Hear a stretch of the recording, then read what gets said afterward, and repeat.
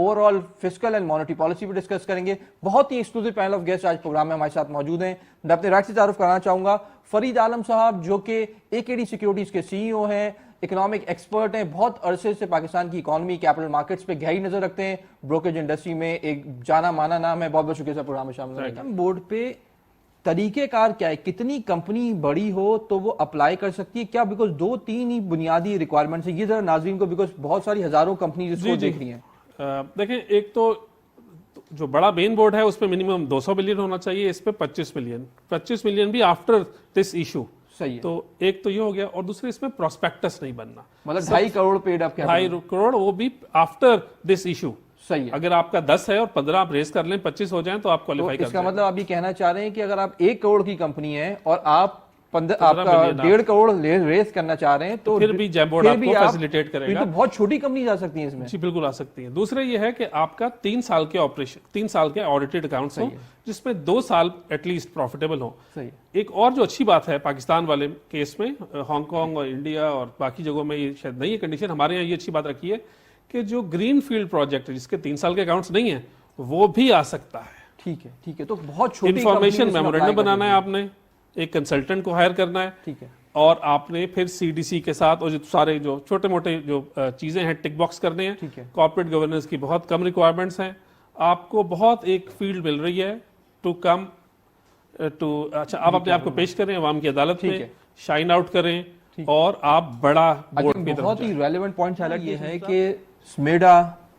पाशा, जो software house की association हैं, स्मॉल एंड मीडियम जो कंपनीज की एसोसिएशन है, और तमाम तरह ट्रेड एसोसिएशन, एफपीसीसीआई, केसीसीआई और दूसरे इदारे, इनमें इस बोर्ड को मुतारिफ कराना, उसको पेश करना और कंपनीज की रेडीनेस जांचना, ये बहुत जरूरी है कि अगर आपकी कंपनी एसएमई है, आप अगले 2 साल में प्लान कर रहे हैं लिस्ट करने का, तो आपको आज क्या करना चाहिए, 3 महीने बाद क्या करना चाहिए, 6 महीने बाद। तो एक फनल बनाना बहुत जरूरी है। आई एम श्योर कि इससे मोर देन लाइक जितनी मेन बोर्ड पे कंपनीज है, इससे दुगनी तो आप छोटे बोर्ड पे ला सकते हैं, because there is a huge potential market. What do you think?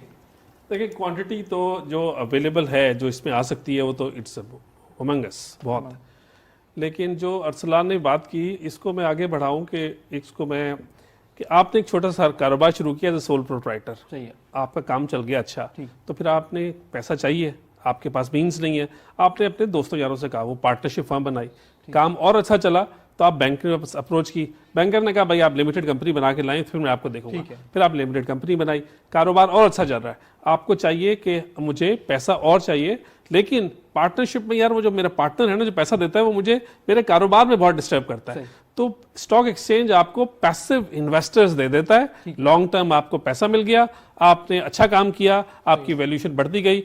अच्छी बात यह है कि यहां से और अच्छा जा रहा है तो आप माइग्रेट करेंगे from this jam board to the main board. I think ये बहुत ही इंसाइटफुल पॉइंट है। आपको पैसा रेस करना है तो बैंक पे जाने के बजाय आप स्टॉक एक्सचेंज में किसी कंसल्टेंट के थ्रू लिस्टिंग के लिए अप्लाई करें, और एक्रेडिटेड इन्वेस्टर्स उसमें सरमायाकारी के लिए एलिजिबल होंगे, वो आपको कैपिटल प्रोवाइड कर सकते हैं और अपनी कैपिटल की फाइनेंसिंग की नीड्स को आप स्टॉक मार्केट के थ्रू पूरा कर सकते हैं। पाकिस्तान में इन्वेस्टर बेस नहीं बढ़ पा रहा, बहुत सारे इन्वेस्टर खाइफ हैं कि हम कंपनी में बहुत ज्यादा वॉलेटिलिटी है, क्या हम किसी स्ट्रक्चरल इश्यूज का शिकार हैं जिसको सॉल्व करना है, क्या अवेयरनेस के लिए क्या करना चाहिए?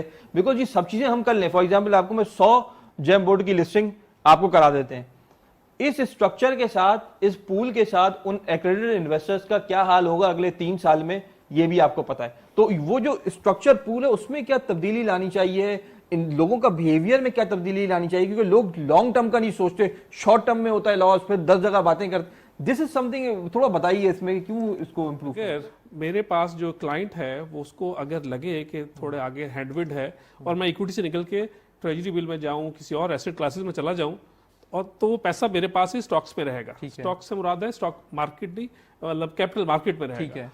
और अगर उसको लगे कि अब मार्केट अच्छा टाइम आ गया, जिस तरह आजकल देखें ना, अब हम सबसे बड़ा एक इशू हो रहा था हमारा जब हम फ्रंटियर मार्केट में जा रहे थे, तो बहुत से लोगों ने कहा, और शायद सही था उनका सोच, कि बहुत सारी सेलिंग आएगी गोरे की, तो अगर इस पीरियड में जो लोग चले गए यहाँ से निकाल के और प्लॉट्स में इन्वेस्टमेंट कर दिए, तो they will take a lot of time to come back to me as a brokerage house. लेकिन अगर यही ऑप्शन होती है उनके पास, मेरे पास, कि मैं एक चीज दुकान मेरी होती इक्विटी की, एक फिक्स्ड इनकम की, एक रियल एस्टेट की, एक रीट्स की, तो वो बुके मेरे पास होता तो क्लाइंट मेरे पास ही रहता। तो वो जो नंबर्स हैं अब आप ये देखें कि आपके पास अगर डाटा हो, या भी शायद कोई ऐसा बनाता नहीं है, कि अगर हम देखें इक्विटी जो रियल एस्टेट के इन्वेस्टर्स हैं वो पाकिस्तान में कितने हैं, तो वो आई एम श्योर जो तादाद हमारी है, हमें वैसे 7 लाख कहना चाहिए, 2.5-3 लाख तो इक्विटी वाले हैं, और जो म्यूचुअल फंड वाले लोग हैं वो भी 2.5-3 लाख ही बन जाते हैं। हाँ, तो मेरा ये ख्याल है। मैं आपको एक बता, 7 लाख हम कह भी दें चलें, तो सिर्फ अगर आप इंडिया की इक्विटी मार्केट के इन्वेस्टर लें और पॉपुलेशन से नॉर्मलाइज कर लें, फॉर एग्जांपल आपकी पॉपुलेशन इंडिया की पॉपुलेशन का 16% है, आप नॉर्मलाइज बेसिस में उनकी बेसिस देखें और तो आपको 7 मिलियन पे होना चाहिए था, अगर आप नॉर्मलाइज फॉर पॉपुलेशन भी देखें। पॉइंट ये कि अभी यहाँ पे क्रिप्टो में इतने इन्वेस्टर्स हैं पाकिस्तान में, स्टॉक मार्केट में जो कि एक रियल एसेट है पीछे, उसमें क्या ऑन बोर्डिंग में इंप्रूवमेंट लाना जरूरी है, क्या मजीद इकदाम उठाएं, because you one of the leading brokers है। देखिए बाकर, ये इतना ज़बरदस्त सवाल है, और मैं और आप और सब लोग ये नहीं समझते कि हमारे जो लोग इन्वेस्ट करते हैं, शम्स भाई, आप अगर इन्वेस्ट करें इनटू क्रिप्टो, आप करें इनटू करेंसीज, या आप ये जो कमोडिटीज़ वाली, कमोडिटी में सिर्फ थोड़ा सा फ़ायदा है अगर वो डिलीवरेबल हो, और हमारा जो टेक्सटाइल वाला या कोई ऐसा बंदा जो अपनी प्राइसिंग देने के लिए वो अपने आप को हेज कर ले। हेजिंग वाला काम हमारे यहाँ 1% है, बाकी सारे तो कैश डिलीवरेबल। अब आप आ जाएं कि आपके अंदर दर्दमंद दिल हो और आप सपोर्ट कर रहे हो इकोनॉमी को, तो आपकी जो लिस्टेड कंपनी है वो आप देखें कि जो एक कंपनी बनती है वो आपको कोई सर्विस देती है या प्रोडक्ट देती है, गवर्नमेंट को वो टैक्सेस देती है, लोगों को एम्प्लॉयमेंट जनरेट करती है। तो हमारा जो अभी व्यू है ना अंदर से, as a drawing room talk भी आप करें, तो लोगों को एसेट क्लासेस में जो ancillary benefits stock market investor में हैं, वो लोग इस बात को रियलाइज नहीं करते कि भाई मैं ये काम करूंगा तो ये मेरी बात जो है इससे बहुत बड़ा फायदा पूरे इकोनॉमी का व्हील चलेगा। एम्प्लॉय, जिस तरह मैंने 3-4 और बताए, गवर्नमेंट को टैक्सेस मिल गया, हम सोसाइटी को प्रोडक्ट या सर्विस मिल गई, तो अब हम लोग ये रियलाइज नहीं करते। और हम लोग तो ठीक है, लेकिन ये दर्दमंद दिल जब इन्वेस्टर एलोकेट कर रहा होता है पैसा, उस वक्त नहीं सोचता ये, वो तो देखता है कि रिटर्न कहाँ है, इजी ऑनबोर्डिंग कहाँ है। फॉर एग्जांपल मैं आपसे पूछूं कि पाकिस्तान में स्टॉक मार्केट में अकाउंट खुलवाने में कितना टाइम लगता है ऑन एवरेज, ये सब चीजें एनसीसीपीएल की लाने के बावजूद पूछ रहा हूं मैं, कितना टाइम लगता है? मगर आइडियली तो should not take more than 72 hours. सही है आइडियली। और यूजुअली कितने लगता है? यूजुअली अगर कंप्लायंस रिक्वायरमेंट कुछ जाए तो it takes a week also. एक वीक। बाइनेंस के अंदर या किसी भी ऐसे क्रिप्टो के अंदर अकाउंट खुलवाते हैं आप 3 मिनट के अंदर, अगर आप मोबाइल से 3 मिनट 1 वीक, ऑनबोर्डिंग में कितना फर्क है। और एक ऐसा एसेट जो कि ऑब्वियसली नए न्यू जनरेशन उसमें इंटरेस्टेड है, but the real asset is here is a virtual asset. What do you think? देखिए बात इन्होंने सही की है, लेकिन अब यह है कि जब से आरडी आया, रोशन डिजिटल अकाउंट ने थोड़ा सा हमारे सरकार को और इदारों को थोड़ा मुतहरिक किया। अब 2 दिन में अकाउंट तो खुल जाता है अगर आप ऑनलाइन खोलने की कोशिश करें। अगर आप पुराने तरीके से ऑफलाइन में जाएं तो फिर ज़्यादा टाइम लगता है। 2 दिन में अकाउंट खुल जाना चाहिए और खुल जाता है, बायोमेट्रिक भी हो जाती है। लेकिन एक आप ये बात करें याद कि एक हमारा इदारा बना था CKO, सेंट्रलाइज्ड KYC बना था, और 50 चीज़ें बनी थी। हमारे यहाँ डुप्लीकेशन ऑफ एफर्ट अभी भी बहुत ज़्यादा है। एक जब भी स्टॉक मार्केट में कोई इन्वेस्टमेंट के लिए आता है तो सबसे पहले उसका ये है कि बैंक अकाउंट होना लाजमी है।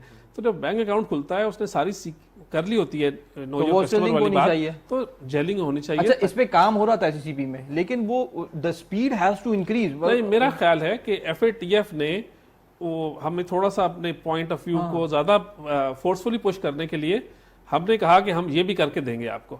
ऑल्दो शायद इससे माइलेज मिली हो क्या हो, लेकिन अभी भी डुप्लीकेशन ऑफ एफर्ट अभी है एफर्ट, बिल्कुल सही कह रहे हैं। लेकिन ये this would be a game changer then कि अगर जितने बैंक अकाउंट होल्डर्स हैं वो ब्रोकरेज हाउस में जाएं, वो अपना एक नंबर बताएं और अकाउंट खुल जाए, बेसिक डिटेल्स, और बाकी डिटेल्स वो उनकी वहीं से फैच कर लें। Is that what centralised KYC is all about? अच्छा, टेक्नोलॉजिकली ये डुएबल भी है और इतना मुश्किल नहीं है, बट प्रोसेसेस के अंदर हम बहुत टाइम लगा देते हैं। इफ्तिताह से पाकिस्तान की कैपिटल मार्केट में एक बहुत ही इंपॉर्टेंट डेवलपमेंट हो गई है।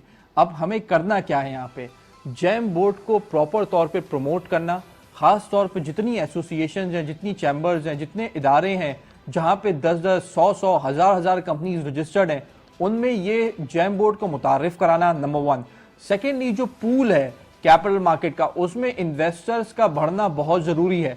जब तक आप कॉन्फिडेंस नहीं देंगे, जब तक आप कॉर्पोरेट गवर्नेंस, जब तक सर्वेलेंस, जब तक कैपिटल मार्केट में ट्रेडिंग में जो बेकायदगियां हैं उसको खत्म नहीं करेंगे, जब तक इन्वेस्टर्स का कॉन्फिडेंस बहाल नहीं होगा, अगर मैं एज ए इन्वेस्टर बैठा हूं और कंपनी का मालिक मेरे अगेंस्ट ट्रेड कर रहा है सामने, तो ये it's not a fair game.